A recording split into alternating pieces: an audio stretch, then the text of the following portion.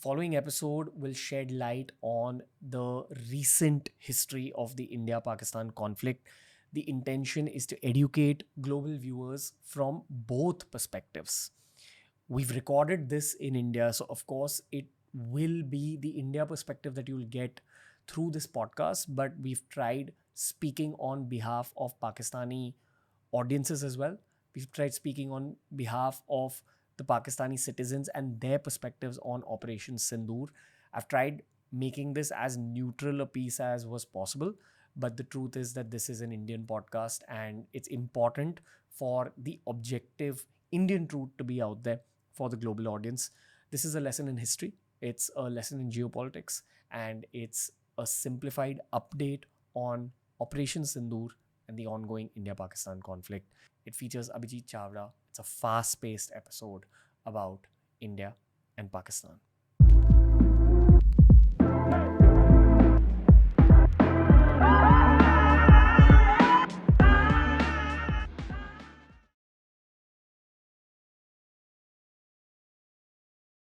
This one's for audiences all over the globe.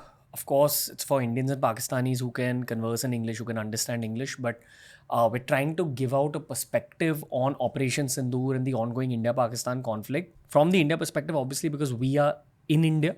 But I think this kind of media piece is very much required at this point in time. Abhijit Chavda, welcome back to TRS. Thank you. Good to be back. So I think we're going to approach this whole piece from a bit of a contextual perspective. I'm trying to divide the whole situation into 6 strong chapters so that the end listener can understand the India-Pakistan conflict, at least from the India perspective. And we will cover the Pakistan narrative on everything that's happening as well, in order to give you a more objective outlook. So, sir, we just recorded a Hindi episode, and that was primarily for the Indian Pakistan audience. And it was important for us to give the Indian narrative there. In this one, because we're talking to the global audience, I'm going to do the job of trying to speak on behalf of the globe and the questions that the globe has with respect to conflict. So should we dive straight in? Let's do it. Chapter number 1 is about Operation Sindoor, as well as briefly about the pahalgam attack. The angle here is that the Pakistani government, which is effectively the Pakistani military, Yes. as well as the average Pakistani civilian, doesn't look at the Pahalgam terrorist attack as an action which was green-lighted by the government. They look at it as a terrorist attack and they blame India and the Indian government for not having provided security for the victims of the terror attack. But every single Indian is very, very clear that this was orchestrated by the ISI in Pakistan. The Pakistani military was involved in the attack. The response to the attack has been what we call Operation Sindoor today. Yes. I think the world has somewhat of an idea of what Operation Sindoor is, sir, but over to you. Right. So Operation Sindoor was this series of strikes that we carried out, that India carried out on Pakistani terrorist camps and infrastructure about 12-15 hours ago. These were, as far as we understand thus far, mainly missile strikes, and some strikes were done using loitering munitions and drones, right? And this was in response to the terrorist attack and massacre that was carried out in Pahalgam, in Jammu and Kashmir. So tourists were targeted. 25 Indian citizens, 1 Nepalese citizens were executed point blank using those execution style, killings. And we have responded in this manner, using missile strikes and drone strikes. So that's the context. Now, some Pakistanis will claim the Pakistani narrative is obviously going to be this terrorist attack had nothing to do with Pakistan. Look, it should be very clear that Pakistan has had a policy of state support of terrorism, state-sponsored terrorism. The last couple of weeks, the Pakistani defense minister said this on the record at least a couple of times on Western television networks, that Pakistan has been doing the dirty work for the West and the US and the UK for decades. Essentially, since 1979, when the USSR invaded Afghanistan, Pakistan became a proxy of the West. They got a lot of money from the US to fight, to essentially serve as the staging base of the Mujahideen war against the occupying Soviet Union. Now, once the war ended and the Soviets retreated, this capacity that they had built up, this Mujahideen capacity, was then diverted against India. And then in the 1980s, there was this entire terrorist outbreak in Punjab in India. So this was all carried out by Pakistan. They had terror training camps and bases across the border on their side of the border, and they would push in terrorists across into India. So Pakistan has had a long history of being a terror factory, and as a consequence of this, India has suffered for decades. We've had an entire population, hundreds of thousands of Kashmiri Hindus who were evicted from Jammu and Kashmir, who still haven't been resettled there. And Pakistan has carried out terror attack after terror attack on Indian soil. The Parliament attack in 2001, the 2008 Mumbai attacks, and many other incidents come to mind. So the latest attack was in Pahalgam. This was nothing but a series, a continuation of the same series. And India has decided to respond in the way it has by pinpoint targeting terrorist infrastructure across the border in Pakistan occupied Kashmir and in Pakistan proper. So that is what Operation Sindoor is. We still don't have all the details of how this was carried out. There are rumors that Pakistani aircraft have been shot down. The Pakistanis are claiming that 5 Indian fighter planes were shot down, and so on. So there are claims and counterclaims, but what we know is for sure is the video evidence that was provided by India to the media today, in which you can see the strikes being carried out on the terrorist infrastructure. So that's what Operation Sindoor is thus far. Okay. To give some context to the global audience, I would like to begin by saying Osama bin Laden was also found to be hiding in Pakistan. Absolutely. That's why he was neutralized. Yes. Let's begin the narrative there. Because the narrative from the Pakistani media, and honestly, a lot of the average Pakistani population as well, is that, hey, we are actually a country that's completely against terrorism. But the truth is, we had the defense minister saying what he said publicly. It's recorded. Yes. Even Bilawal Bhutto said the same thing. Yeah, they echoed this truth that Pakistan has been doing the dirty work for the West for decades. Yeah. And if you've grown up in India in the 90s, the 2000s, the 2010s, you'd hear about terrorist attacks regularly, especially in Jammu and Kashmir. It was a daily occurrence. Can we briefly try understanding Jammu and Kashmir's context? Could we explain it for the world and why it's actually led to the situation we find ourselves in? Right. So what's the genesis, the origin of this entire matter? Why are India and Pakistan fighting? Look, we've had something called the Indian civilization that has existed for thousands of years. It's the oldest continuously existing civilization on the planet. Now, in the last 1,000 or so years, there were invasions of India that were carried out by essentially what are called Turkic invasions or Islamic invasions, which were preceded by Arabic invasions. And that's how regions like Afghanistan became entirely Islamized, and regions like Punjab and Sindh, a significant amount of people were converted to Islam. And what happened in 1947 is that the British, through their Indian proxies, had India partitioned for the sake of advancing their geopolitical interests. So India was given freedom. India and Pakistan were created out of what used to be one unified entity. So Pakistan is an artificial nation created by the UK and then used by the West to serve their own geopolitical interests. In the 20th century, we had the Cold War. India essentially took the side of the USSR, and Pakistan took the side of the West. So, which is why Pakistan got a tremendous amount of Western support and funding and whatnot. And then you had the invasion and what happened in 1947-48 is that the Maharaja of Kashmir had signed the accession paper as was the norm, and he had decided that Jammu and Kashmir would be part of India. Now, this was accepted by India eventually, but then the Pakistanis, with British help, launched a military invasion of Jammu and Kashmir, and they were able to capture some parts of Kashmir. The Indian army then pushed them back. But for some reason, India's Prime Minister, Mr. Nehru, he then stopped the Indian army from liberating the rest of Jammu and Kashmir, which is why you have parts of Kashmir that are currently under Pakistani occupation, which is what we call Pakistan occupied Kashmir. So that legally is Indian territory. The Pakistanis claim that it's Pakistani territory and it's a Muslim majority region and whatnot. All kinds of excuses and arguments are put forth to legitimize their claim. So that's been the problem, that parts of Indian territory are currently occupied by Pakistan. Now, the first thing we have to understand is that Pakistan itself was created undemocratically and illegitimately. There was never any referendum in India for Pakistan, right? It was done. It was a top-down decision to bifurcate the country. It was created to serve Western geopolitical interests, and they have been leveraging this position of Pakistan ever since. So that's the genesis of the issue. That's why Kashmir, as the West would say, is disputed territory. Look, Jammu and Kashmir, the only dispute is that Pakistan currently occupies parts of Jammu and Kashmir that belong to India. So that's the only issue at hand from our perspective. But what you are taught in the West is that these are two nations that came into existence in 1947, which never existed before. And India is kind of portrayed as the bad guy in the Western media because of Pakistan's historical role as a vassal or a proxy of the US in the 1980s, 70s, 80s, and onwards. So today, parts of Jammu and Kashmir are under Pakistani occupation, and Pakistan has played this role of being a terror enabler, a terrorist factory, and their officials have come on the record now and put it on the record. So they have clearly said that Pakistan has been a nation that has employed terrorism as a state policy.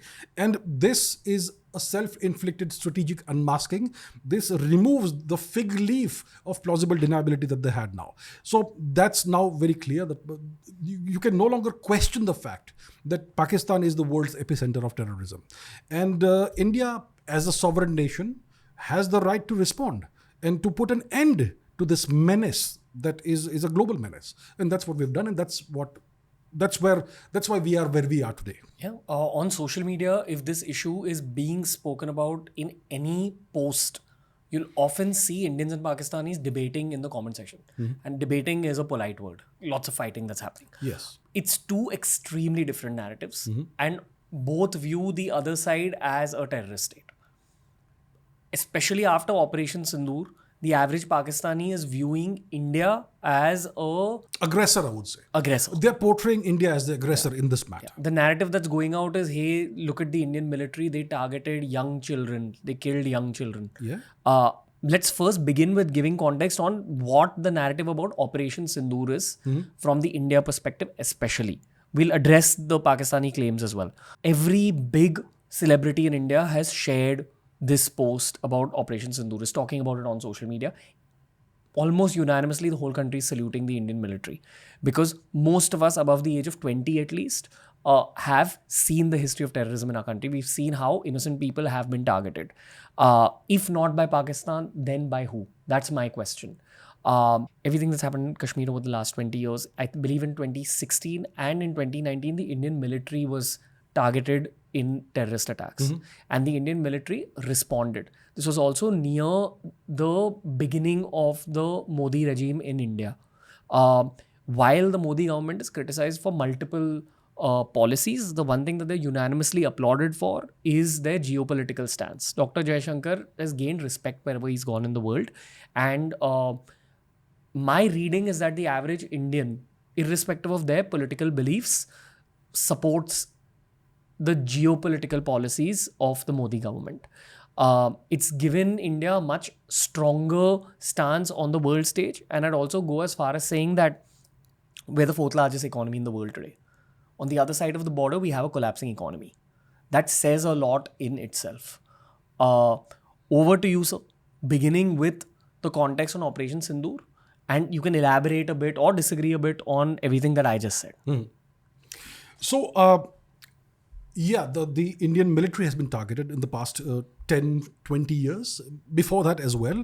But more than the Indian military, it's the Indian civilians who have been targeted. That's what terrorism is. The definition of terrorism is that you attack civilians instead of attacking attacking your adversary's military. Pakistan has had this policy of targeting civilians and targeting the ordinary citizen. And that's the issue. That's the issue between the two nations. When it comes to Mr. Modi and his policies, I personally think, it's my personal opinion, he's the best prime minister we've ever had. And his government is the best we've ever had. And geopolitically, we have risen overall so much in the past 11 years. Our economy is, like you said, like you rightly said, it's now the fourth biggest economy. While Pakistan's economy is collapsing, Pakistan is forever one step away from annihilation. It's one step away from complete economic bankruptcy, and it's depending on dole. It's depending on handouts from the World Bank and the IMF and various other masters, the Chinese and so on, for just staying afloat. So that's the comparison between India and Pakistan. In India, we have a nation that is looking forward, that's looking to progress. We are going into space. We are doing all kinds of things. And the Pakistanis are creating terror factories.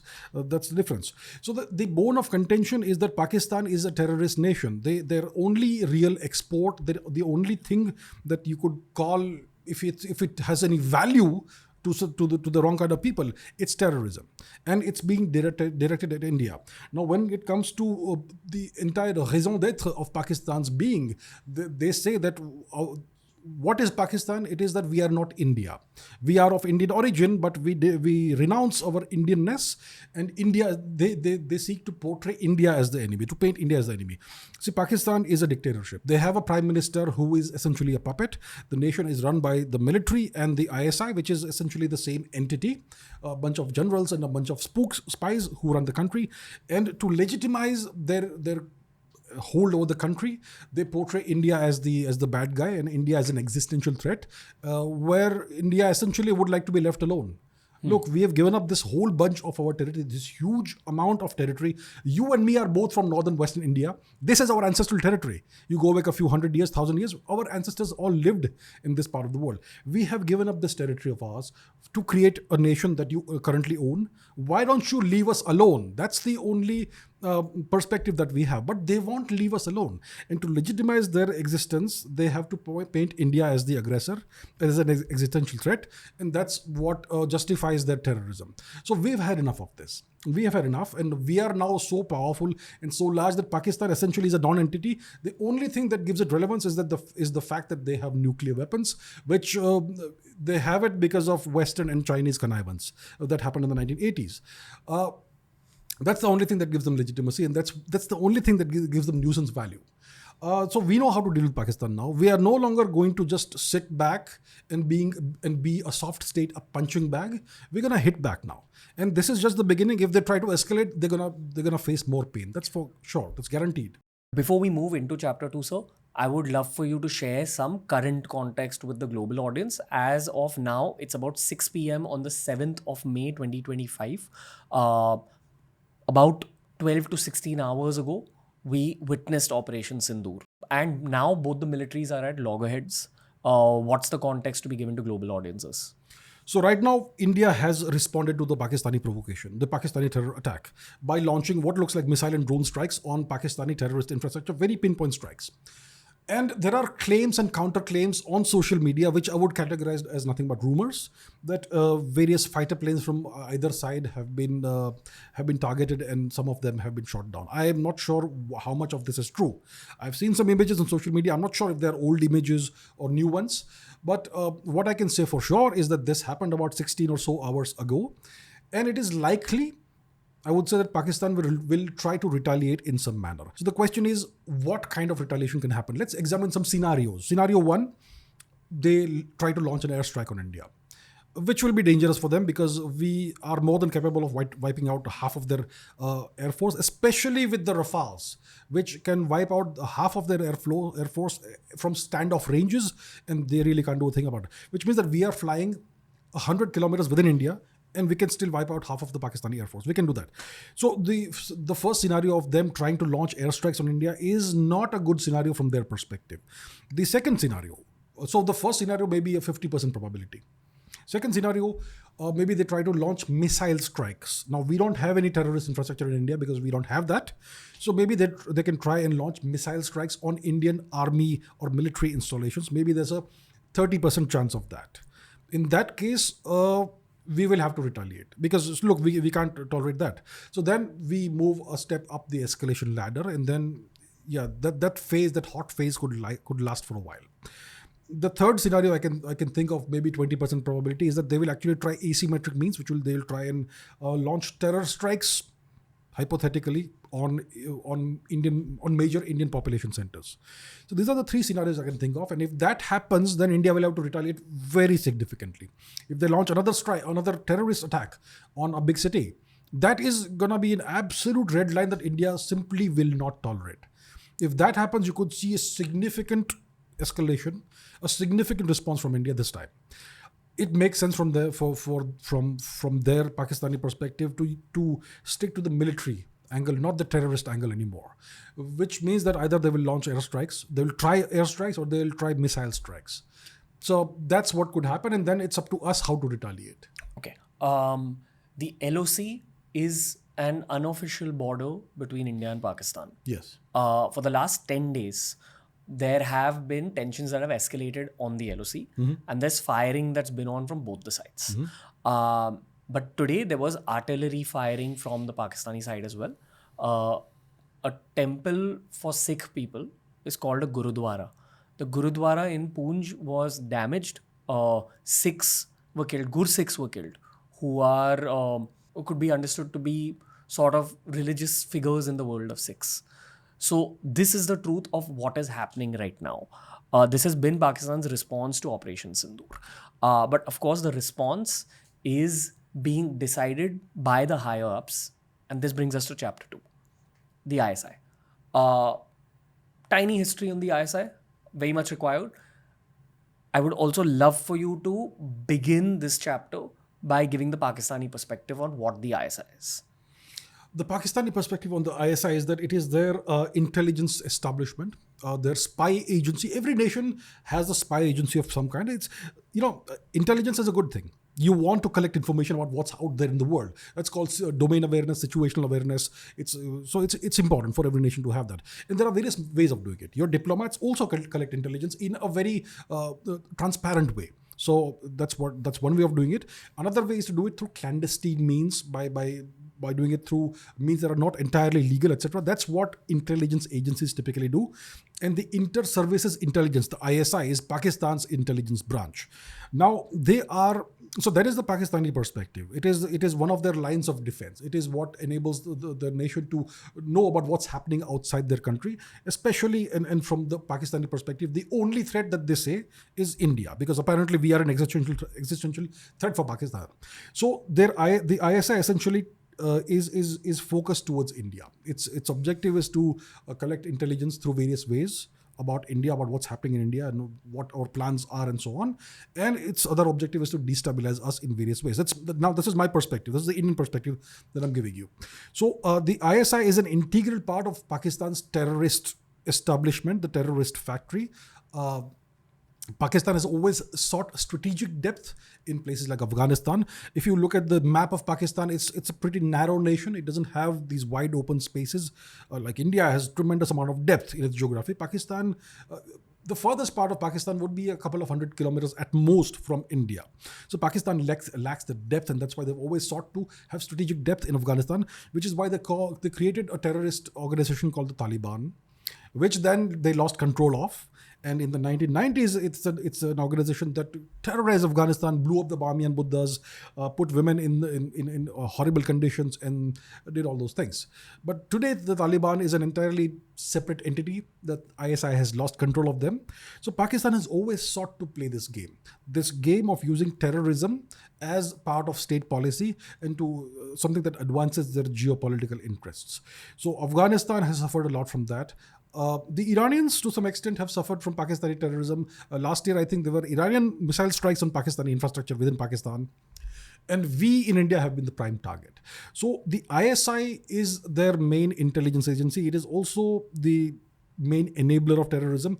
Pakistan is a nation that seems to be a democracy. It seems to have a parliament and state assemblies and legislators and chief ministers and a prime minister, etc. But this is all for show. Its actual power center is the ISI military complex, the bunch of generals who are at the top of the military and the top ISI people who typically are interchangeable, you could say.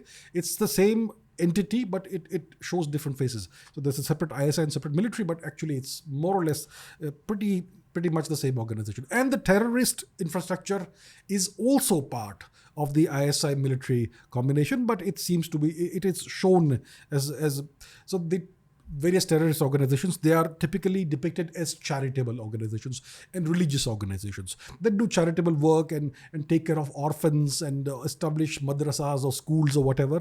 So it looks like they're doing a lot of charitable work and social work, but that's a recruitment, that's a ploy for recruiting the vulnerable and the weak and the poor into their terrorist machine. And then they are sent across the border to get shot, to get mowed down by Indian armed forces who are doing their job of defending the country from terrorists.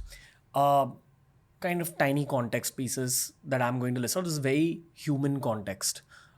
First human context is that the most dastardly terrorist attack that I have witnessed in my own lifetime is the 2008 Mumbai terror attack. Yes.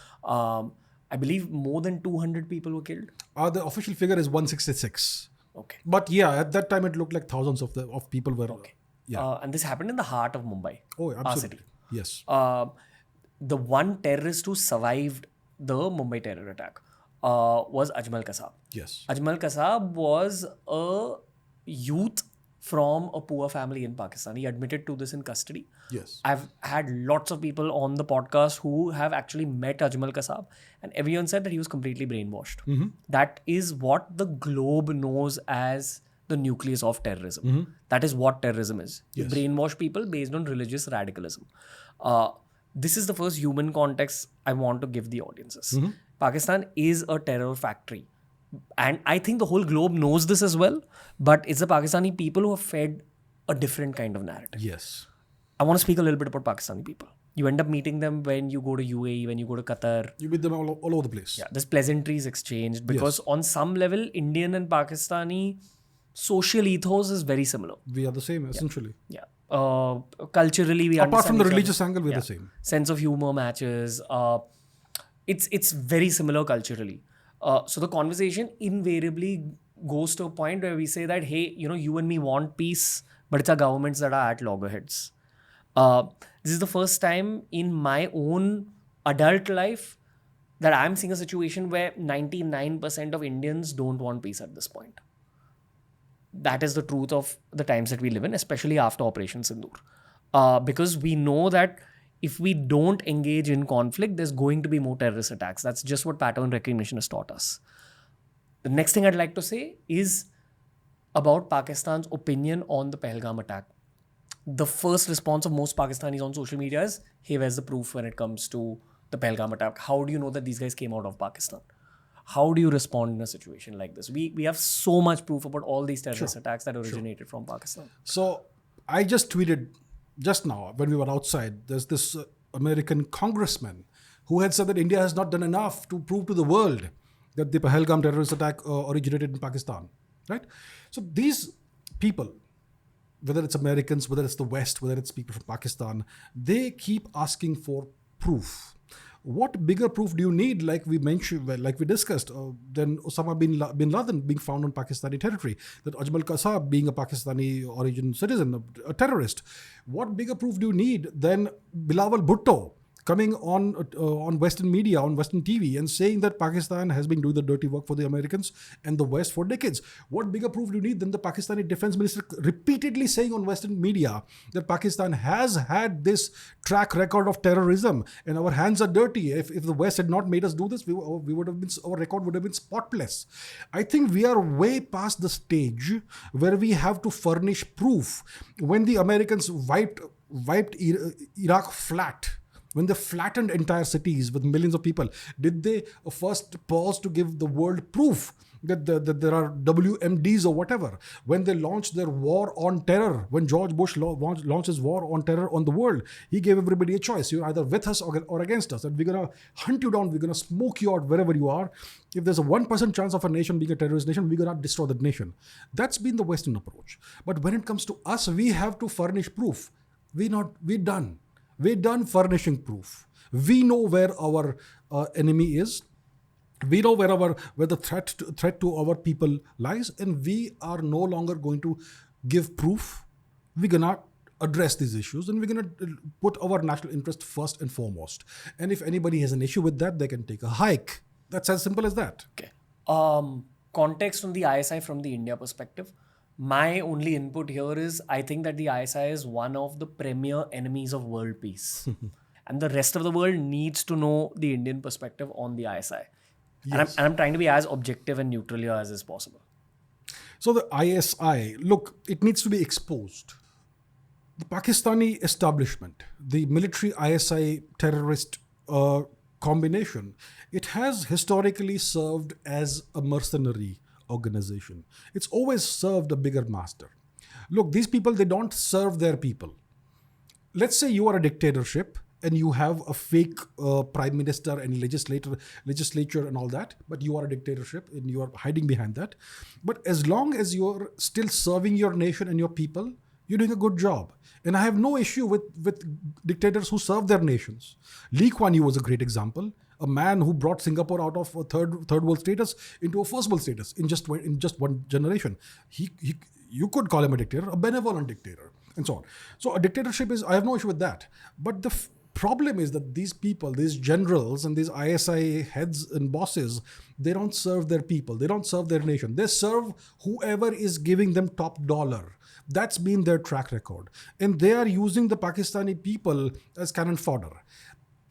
And the Pakistani people are brainwashed through the education system and whatever other indoctrination methods they have. A lot of it involves some kind of religious thing. That's a whole different angle. So the Pakistani people are brainwashed into believing that these people are our saviors. The ISI military terrorist combination. They are our saviors who are safeguarding us from the evil neighbor next door. Yeah, there's another objective human perspective here. Every time you go to a Gulf country and you meet a Pakistani who's working there, they all say that, hey, halat ghar par bahut kharab hai. That translates to the situation back home is terrible. Yes. They're talking about the financial situation. Yes. The military, which is actually running the country, doesn't know how to run the country. And they're running it into the ground. And their children all live in the West. Their families live in the West. And the average Pakistani citizen doesn't have that luxury or that privilege of being able to escape the country's situation. Yeah. The wealth disparity there is insane. That is what is causing the rich Pakistanis to settle in the UK, in Europe, in Dubai. The poor Pakistanis have to leave the country for the sake of their families to provide. And they're unhappy wherever they are. They miss being back home. And this is the outcome of letting the military run the country. Because in our country, the military does the military's job. Absolutely. And they do a damn good job. Does it matter who's in power in Pakistan? It doesn't matter who's in power. It doesn't matter who's the prime minister. Because at the end of the day, it's the military ISI combination and the terrorist extension of theirs who are actually in power. Yeah. Another human context here. I once met a Pakistani journalist in UAE. We were at a content creator conference together.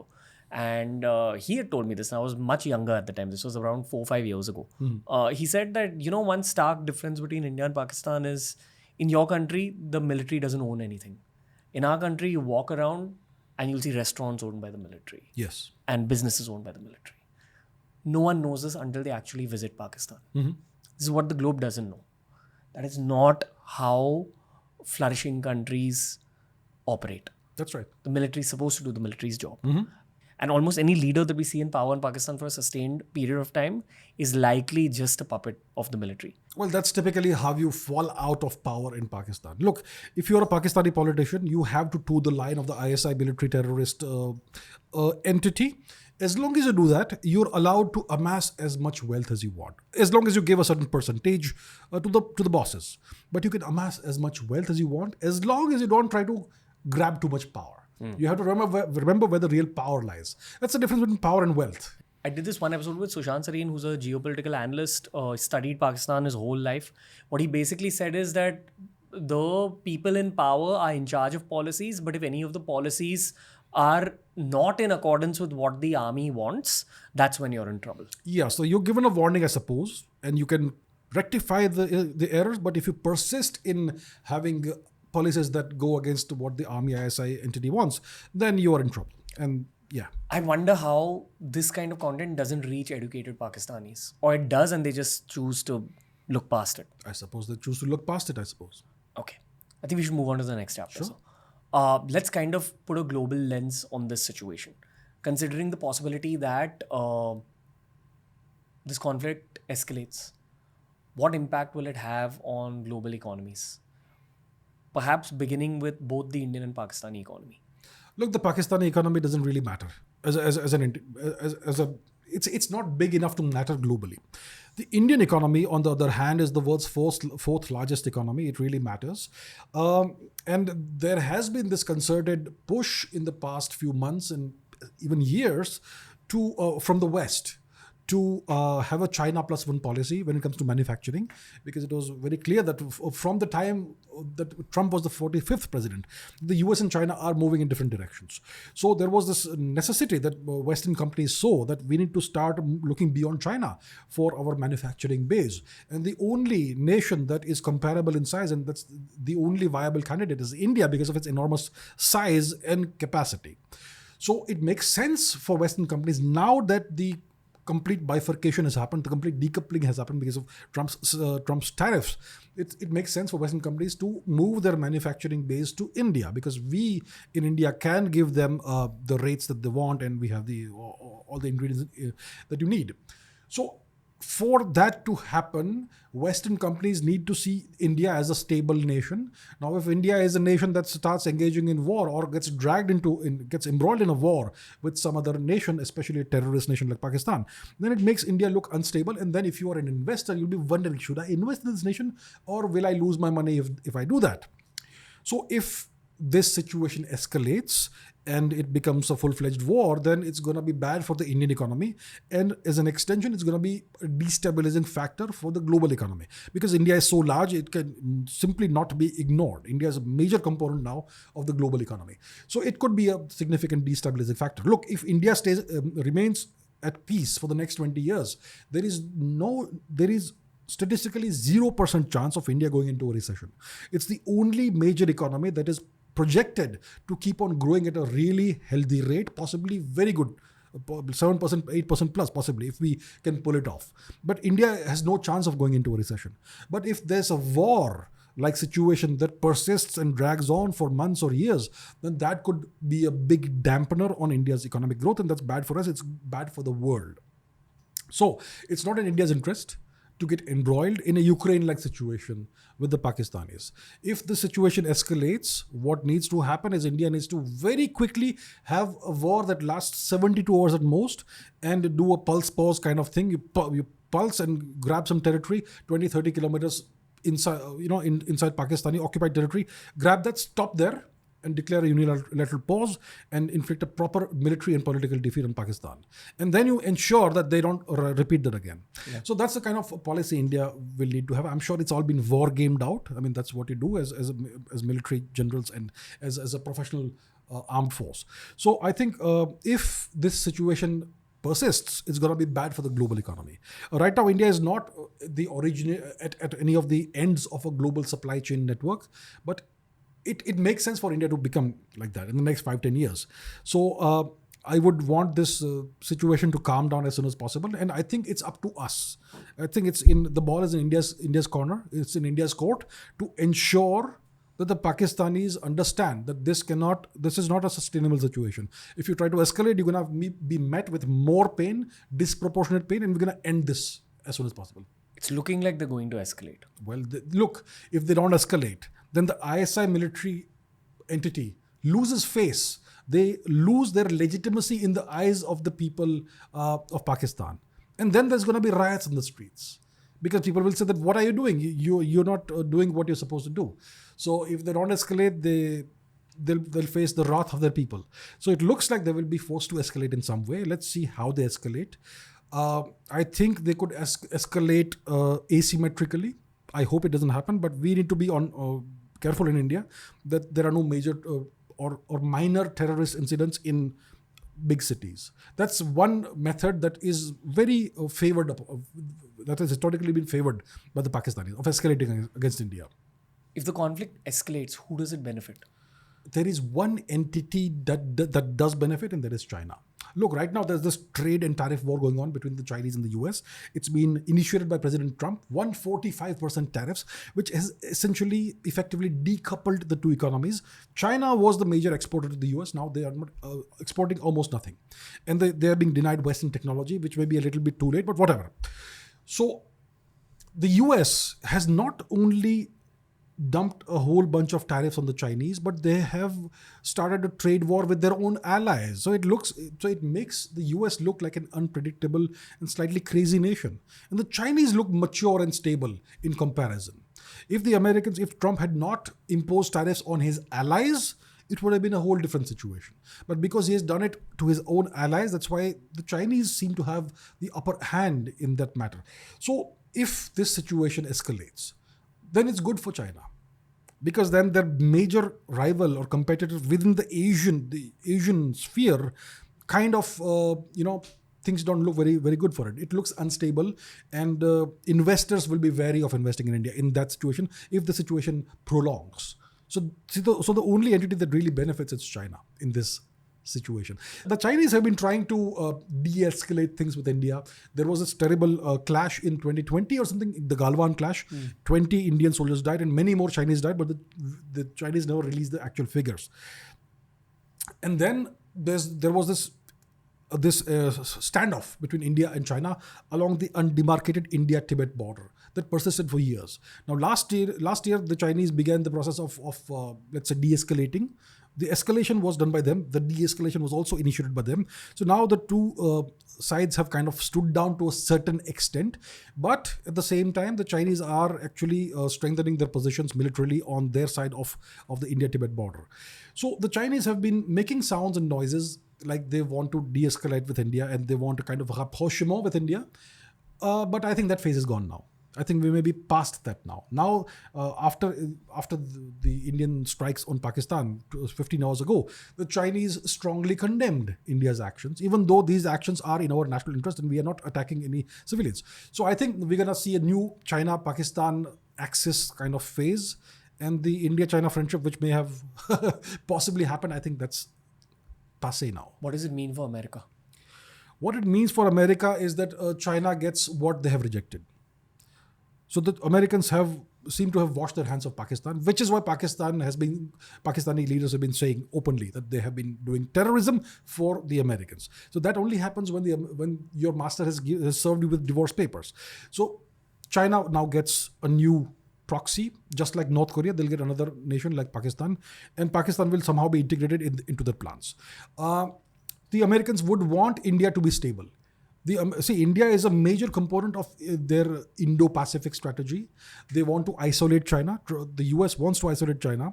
And if you want to isolate China, you need to prop somebody up who could become a counterweight.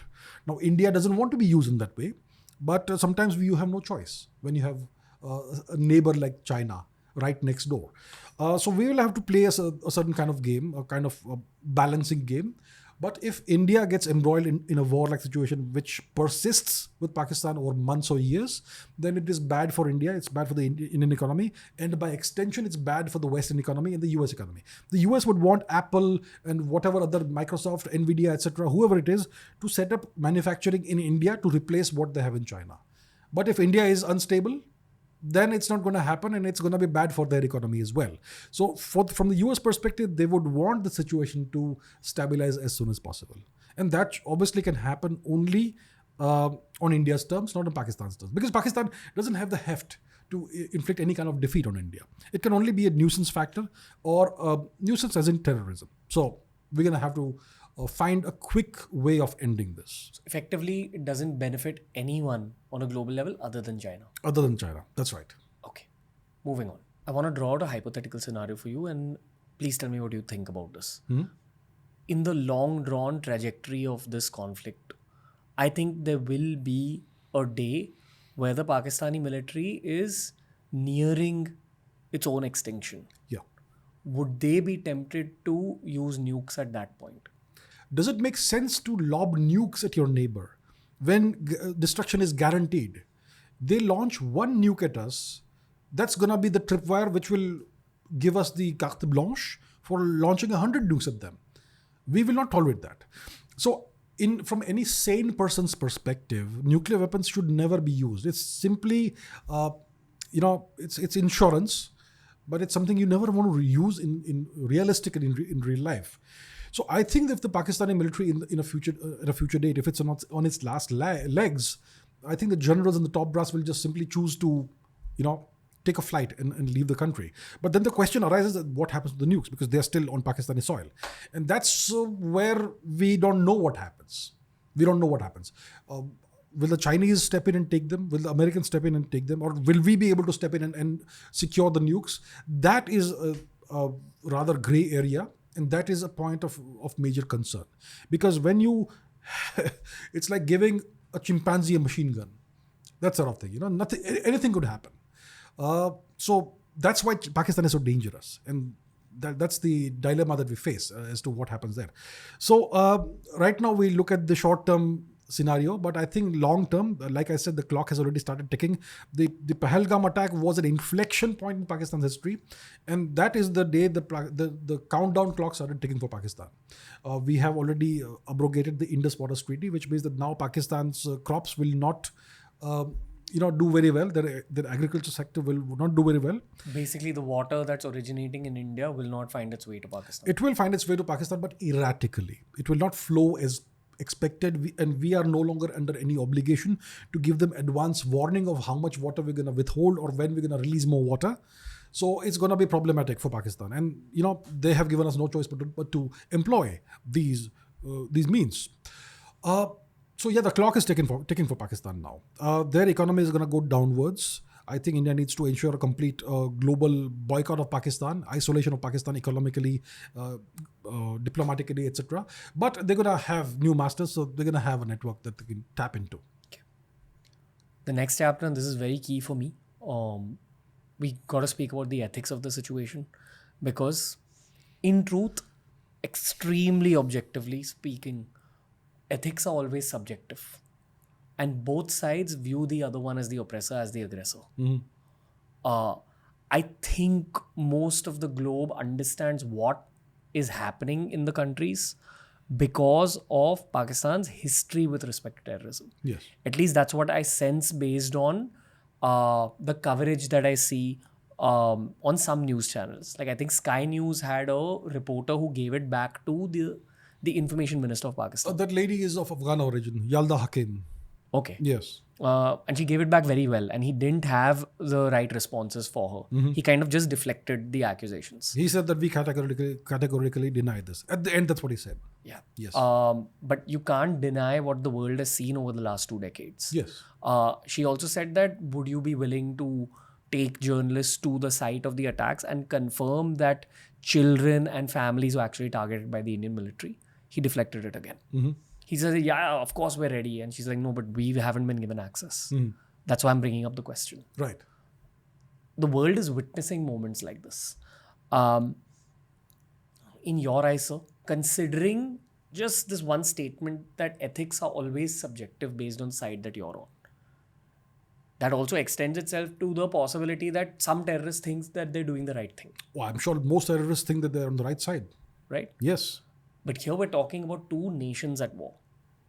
And anything that an Indian social media page is uploading about Operation Sindoor is being viewed as a vile act by all Pakistanis. And I'm also assuming that the Pakistani media this morning was carrying the news that we targeted women and children. Okay. Good point to talk about Azhar Masood also. Okay. And the Jaish-e-Mohammed and his hideout, which was also the home for his family, being targeted. Mm-hmm. And Pakistani military leaders attending the funeral. Mm-hmm. This is a visual for the world to see. Yes. Very clear. How is the average Pakistani not digesting the truth about the ethics of what's going on? Right. Good question. Look, first of all, we have to look at it from this perspective. Terrorism is evil. I don't think I have to say this, but maybe I do have to say this. Terrorism is evil. What is the definition of terrorism? The definition of terror is that you have an adversary and you choose to target their citizens, the helpless citizens. It is okay by the rules of warfare to target the adversary's military. But you don't target civilians, you don't target women, children, unarmed people, non-combatants. And that's the definition of terrorism. And that is exactly what Pakistan has been doing for decades. Now, I get the feeling that most Pakistanis see this as legitimate for whatever perspective. Maybe it's a cultural perspective, maybe it's something else. I don't know, it beats me. I mean, maybe the news doesn't reach them. I think the Mumbai attacks reached them, the news of that reached them. And I would say most of them many of them at least, would have celebrated that we inflicted this pain on India. They see India as the enemy. They are taught, they're indoctrinated to see India as the enemy. And therefore, it's okay to hurt India, to bleed India. So I think a significant majority of the Pakistani population would be okay with terrorism or any other means. So my first point is, from an ethics perspective, targeting civilians, targeting non-combatants is evil. Terrorism is evil. And I don't think we are in a situation where we have to prove that Pakistan has been doing this. So Pakistan clearly is a terrorist nation. It's the global epicenter of terrorism. I think most Pakistani citizens are okay with terrorism as long as it is directed at India. And from an ethics perspective, when you have an evil nation that is constantly bleeding you, you have the right to self-defense. I don't think I need to say that we have the right to self-defense, but maybe we need to state this. So we will do whatever it takes to end this abomination that is Pakistan's terror factory. And if civilians by chance get affected during our retaliation, it is not our responsibility. It is the responsibility of the terror machine that they are putting their own civilians in harm's way by having terror factories all across the place. That's what I would say. My perspective is very clear. India is the victim. It's not Pakistan that's the victim. India is the victim. We have been the victim of this for decades. And now we're going to stand up for ourselves, and we're no longer going to be a soft state, a punching bag. You hit us, we're going to hit you back twice as hard. And this can go on indefinitely if you want. I think this is a good point to end the episode. I'd like to tell the world that if you actually study the history of India and Pakistan, the Muslims who chose to stay back in India wanted to stay alongside people of other faiths. That's an interesting point to bring in. See, India and Pakistan were created as two nations, and Pakistan was cut out of Indian territory as a homeland for the Muslims. But a whole lot of Muslims chose to stay back in India. Were they forced to leave India? Did the Hindus force them to leave India? When Turkey became independent in the 1920s, there was this forced expulsion of Christians and non-Muslims out of Turkey. And the same thing happened from Greece. We did not ever do that. We had no issue with Muslims staying back in India. So that proves that, it is our cultural and civilizational ethos to be accepting of everybody. We have no hate for anybody. It's the Pakistanis who have hate. If you look at the fate of their non-Muslim population since 1947, look at what's happened. They have been decimated. They have been genocided or converted. So we are very different nations. We are two very different nations. Pakistan is definitely not like India, and we don't want to be like them. Yeah. I think when you build an entire nation on the concept of religion, it does lead to problems in the long term. A nation, especially in the modern day, that wishes to do well globally has to have secular flavor, has to have cosmopolitan flavor. And that is why we're the fourth largest economy, because we're a combination of multiple faiths. But this narrative is also important for the global context. The only thing I'd like to point the audience towards now is a video about the BLA, the Baloch Liberation Army. Because this India-Pakistan conflict is not the only problem that Pakistan is currently going through. It is inching towards civil war as well. Look up the history of Balochistan, look up everything that's happening there right now, and head into any of our old podcasts. AC, thank you. This was a pleasure once again. Hope we did our job well for the global audience. Thank you. Thank you, sir. That was the episode for today. Ladies and gentlemen, I'd point you towards the episode we created with Sushant Sareen.